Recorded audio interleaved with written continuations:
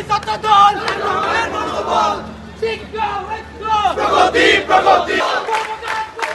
সবার আগে বাংলাদেশ সবার আগে বাংলাদেশ কর্মকাজ কর্মদেশ কর্মকাজ কর্মদেশ সবার আগে বাংলাদেশ সবার আগে বাংলাদেশ কর্মকাজ কর্মদেশ চলবে না চলবে না